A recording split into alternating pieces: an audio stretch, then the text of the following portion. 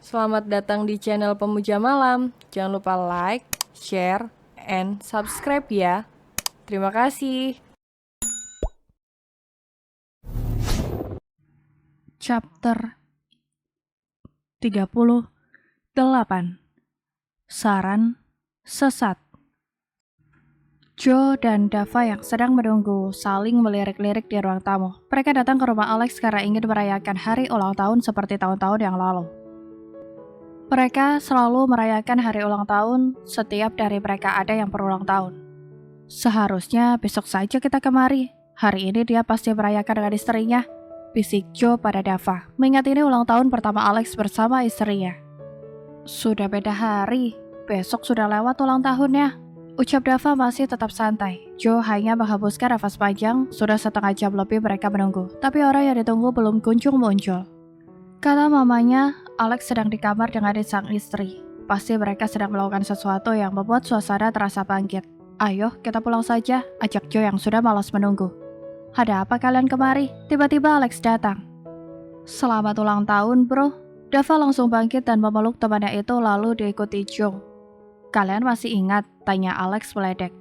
Masih dong, masa kami lupa saat pertambahan usiamu menjadi tua? Ledek Dava melebarkan senyumnya. Wajah Alex berubah kecut mendengar omongan Dava. Kami nggak bawa kue, cuma martabak. Karena katanya adik ipar suka martabak, Joe menyodorkan bungkusan martabak. Alex mendengus. Dava dan Joe datang ke rumah. Sudah dipastikan mereka akan menggoda istrinya itu di depan kedua matanya. Adik ipar mana, Alex? Jangan-jangan tepar ya? Kau smackdown. Dava menaikkan alisnya membuat Joe jadi tertawa melihat tampak Alex yang kesal. Bang Dava, Pak Joe, apa kabar? Aina datang menghampiri ke ruang tamu. Mata Alex beratap sang istri. Pakaian Aina tertutup, tak ada bagian menonjol yang bisa terlihat. Kami selalu sehat, apalagi ketemu kamu. Makin sehat plus semangat, Dava mulai menggombal. Katanya kamu suka martabak. Ini kami belikan martabak spesial. Joe meraih bungkusan dan memberikannya pada Aina. Terima kasih buat makanannya. Jawab Aina cepat. Aku ambilkan minum dulu. Dava dan Joe mengangguk. Mata mereka masih melihat kepergian Aina, berbeda dengan Alex yang beratap keduanya sinis. Semakin kulihat, Aina makin cantik ya. Lex, kira-kira kapan kalian bercerai? Tanya Dava dengan mata masih melihat istri temannya itu. Joe menoleh ke samping mendengar itu. Mereka hanya bercanda untuk meledek Alex saja, tapi Dava malah terlihat serius. Apa pria itu berencana jadi pebinor? Apa pertanyaanmu itu? Alex yang geram melempar bantal sofa pada Dava, tapi Dava menghindar dan malah mengenai Joe. Alex, Joe meremas bantal tersebut. Aku cuma bercanda loh, tapi kalau kalian sempat bercerai, aku akan segera ajar adik ipar. Tutup mulutmu. Alex pun bangkit dan memiting leher Dava. Tepatnya itu meski diberi pelajaran.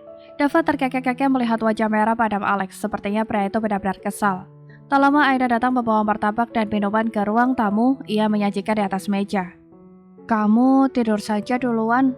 Aku nungguin orang dua ini pulang. Alex menyuruh Aina segera pergi. Tak mau Aina terlalu lama dengan kedua pria penggombal ini.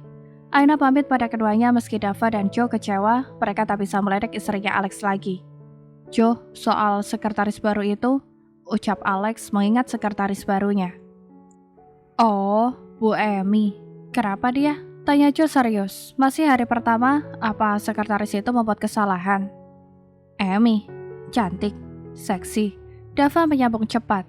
Bedakan dia ke bagian lain, rekrut sekretaris pria saja. Alex merasa risih. Kenapa? Apa dia menggodamu? Tanya Dava membicingkan mata. Tidak, sepertinya sekretaris pria lebih baik, jelas Alex yang tak mau memberikan alasan. Aku tak yakin, Dava masih meratap. Sudahlah Joe, segera kau ganti sekretaris itu. Jika besok masih dia, kau yang akan kuganti, ancam Alex. Iya, Joe menurut saja. Sabar ya Joe, kau kumpulkan saja uang selama bekerja dengan pria itu. Setelah terkumpul setinggi gunung, tinggalkan saja dia. Dava menepuk-nepuk pundak Joe. Menunggu setinggi gunung. Sampai tua, aku akan terus bekerja di sana. Joe melihat Dava dengan wajah sedih. Supaya nggak sampai tua, kau korupsi saja dari sekarang. Bulan depan sebelum ketahuan, kau harus resign. Saran Dava memberi jalan singkat menjadi kaya. Benar juga saranmu, Dav. Joe jadi tersenyum. Alex terpengong melihat keduanya.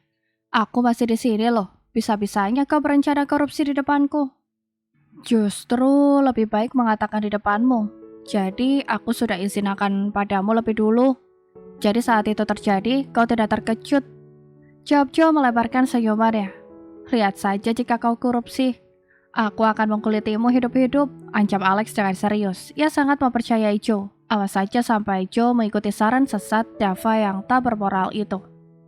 Kalau kau mengkuliti Joe hidup-hidup, wow, terpampanglah itunya. Dava menutup mulutnya dengan ekspresi seolah terkejut. Dicuci otakmu, Dav. Joe mendengus sambil menokok kepala Dava dengan sendok.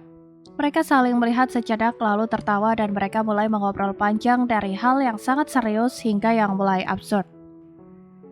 Alex menganggukkan kepala saat Joe membawa sekretaris baru yang seorang pria padanya. Ia tak peduli mau dipindahkan kepada wanita, sekretaris baru itu. Yang penting tak terlihat di matanya. Pria itu bersiap-siap. Ia akan ada rapat di luar kantor. Ia pun keluar kantor diiringi Joe dan sekretaris barunya. Alex panggil seorang wanita begitu melihat Alex berada di lobi. Wanita itu segera berjalan menghampiri. Alex, ucap Mona membalaskan wajahnya.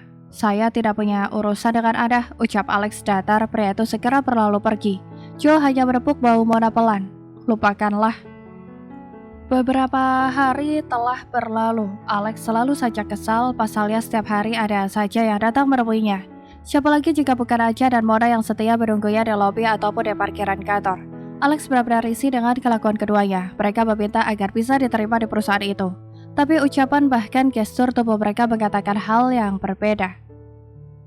Alex merasa jika keduanya punya maksud lain, daripada terjadi hal yang tidak diinginkan nantinya, ia harus membuat rencana. Aku harus mencapakan mereka segera. Alex menelpon Joe. Joe, aku mengirimkan data pelamar. Segera terima dan kirimkan mereka ke luar negeri. Sesudah mengatakan maksudnya, Alex memutuskan panggilannya. Sebenarnya Alex tak habis pikir dengan kedua wanita itu. Ada banyak perusahaan menyebar di negara ini, kenapa mereka begitu menginginkan bekerja di perusahaannya? Meski sudah ditolak, tetap juga didatanginya. Jadi menurutnya menerima tapi meletakkan mereka di tempat nan jauh di sana. Tapi Alex juga cukup lega, mereka tak bisa bertemu Aina lagi. Jika tidak, mereka pasti terus-terusan memelas pada istrinya. Akan kucapakan mereka ke tempat jin buang anak. Apa? Ke luar negeri? Tanya Aca kaget dan bingung. Ia sekarang sedang melakukan interview dan ditawarkan bekerja di cabang luar negeri. Benar, untuk sekarang penerimaan karyawan hanya untuk cabang yang berada di luar negeri. Untuk masalah gaji mengikuti aturan negara tersebut.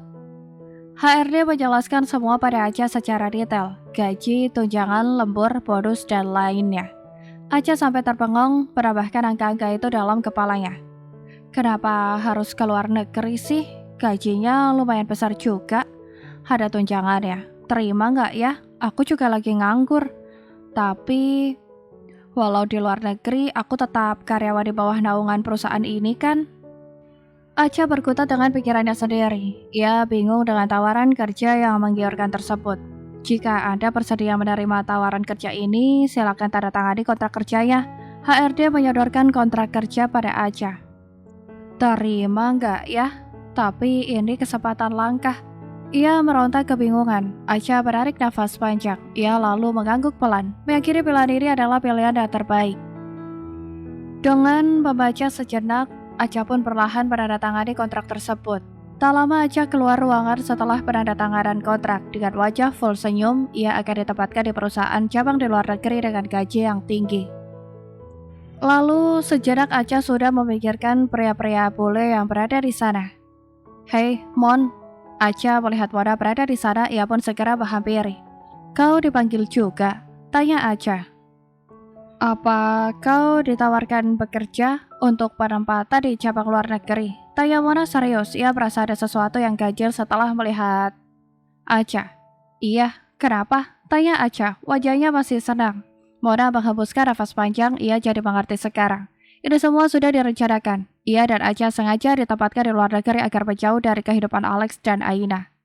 Ini sudah direncanakan, ucap Mona meremas tangannya. Maksudmu? Rencana apa? Tanya Acha yang belum mengerti. Entah apa yang dimaksud Mona. Hei, coba kau pikir. Hari ini cuma kita berdua yang mendapat panggilan interview. Dan kita akan ditempatkan di cabang luar negeri. Apa kau tak merasa jika mereka sengaja mencapakan kita ke sana? Mona menatap Acha serius. Alex sudah merencanakan semuanya. Apa maksudmu? Pak Alex sengaja menerima kita, lalu mencapakan kita agar jauh dari kehidupan ya? Tanya Acha mulai menyadari ucapan Mona. Alex, Acha menyesali keputusannya tadi. Diiming-iming gaji, tunjangan yang besar dan segala perintilannya. Membuat ia jadi menerima kontrak tersebut dan menandatangani tanpa memikirkan ada maksud lain di balik semua ini. Benar, bagaimana ini? Kontrak sudah ditandatangani. Jika dibatalkan, kita harus membayar denda. Ucap Mona pelan. Alex benar-benar ingin dia pergi dari kehidupannya. Tak ada lagi perasaan pria itu padanya. Hei, jangan lemas gitu dong. Hanya 2 tahun. Setelah 2 tahun, kita akan kembali lagi kemari. Lihat saja nanti, perasaan mereka pasti mulai pudar. Di saat itu, kau masuk di antara mereka. Acha menepuk pundak Mona. Ia sangat meyakini waktu bisa berubah segalanya. Termasuk perasaan Alex pada Aina, begitupun sebaliknya, perasaan Aina pada Alex. Bagaimana? Tanya Alex begitu melihat Joe masuk ke ruangannya. Ia sangat tidak sabar mendengar keputusan dua wanita itu. Mereka menolak atau menerimanya. Joe menatap Alex sejenak, lalu menyerahkan sebuah map. Ini kontrak kerja yang telah mereka berdua tanda tangani, ucap Joe. Alex melihat kontrak kerja tersebut lalu tersenyum pada tanda tangan di atas materai tersebut. Kontrak kerja itu sudah sah secara hukum yang berlaku. Jika dibatalkan, mereka berdua harus membayar denda yang cukup besar. Joe perintahkan cabang tersebut agar membuat mereka berada di sana bukan hanya 2 tahun, tapi 20 tahun. Ucap Alex tersenyum sinis menatap lembar kontrak lalu ia melihat Joe. Baiklah, tapi Joe merasa Alex sedikit keterlaluan. Kenapa meski di cabang luar negeri, masih banyak cabang dalam negeri? Kenapa? Kau takut mereka kenapa-kenapa di luar negeri? Mereka itu sudah besar, Joe, sudah dapat menjaga dirinya sendiri. Lagian mereka juga bisa pulang setahun sekali. Jelas Alex sambil melebarkan senyumannya. 2 wanita pengganggu telah ia campakkan jauh dari kehidupannya dan Aina. Tinggal 1 orang lagi, masa lalu Aina yang harus segera dibasmi. Saat ini memang orang itu tak bisa bertemu dengan Aina, tapi Alex takut jika di suatu hari mereka kembali bertemu. Bukan karena takut Aina akan berpaling darinya dan lebih memilih Arga. Tetapi Alex tidak mau Aina kembali mengingat kesedihan dan sakit hatinya lagi. Belum lagi jika Arga mempunyai niat yang buruk pada Aina. Alex ingat dengan jelas bagaimana Arga yang mengawasi keberadaan mereka. Pria itu kadang muncul seperti hantu. Alex sangat tahu Arga akan melakukan semua cara untuk kembali pada istrinya itu. Bagi Alex, menjauhkan masa lalu adalah hal yang terbaik. Pria itu berencana akan mencampakkan Arga ke tempat yang lebih jauh dari Mona dan Acha. Alex akan menjauhkan semua hal yang mengganggu pernikahannya. Arga tersenyum samar saat memasuki pintu apartemen setelah menjual rumah yang pernah ditinggali olehnya dan Acha. Kini Arga menyewa sebuah unit apartemen. Ya, ia menyewa di apartemen yang sama dengan Aina dan suami dadakannya itu berada. Aku pasti akan merebutmu kembali, Ai. Arga membaringkan dirinya di atas tempat tidur. Ia menatap langit-langit atap.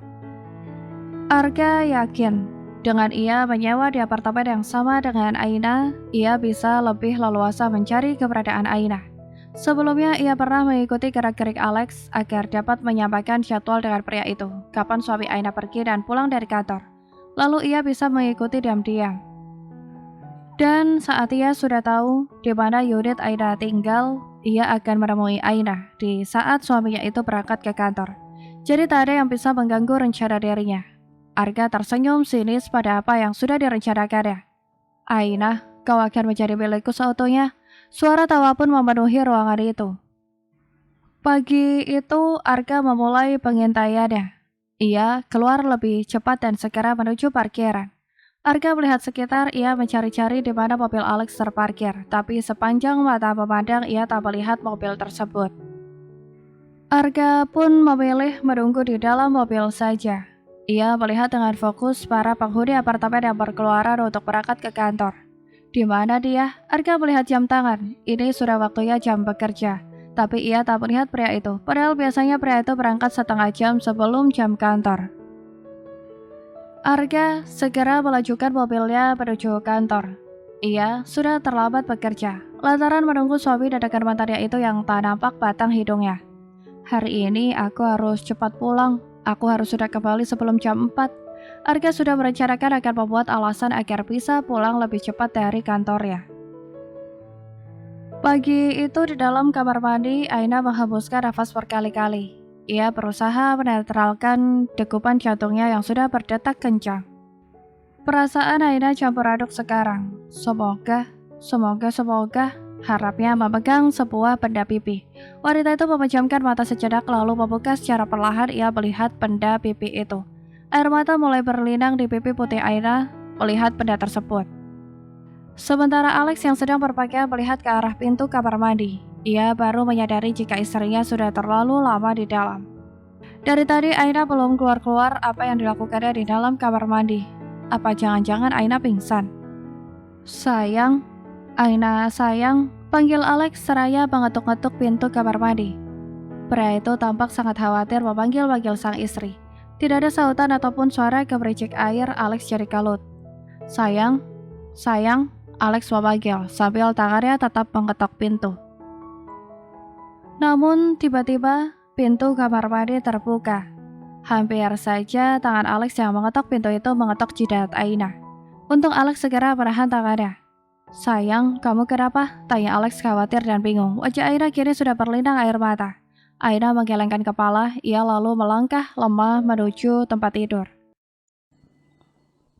Bersambung.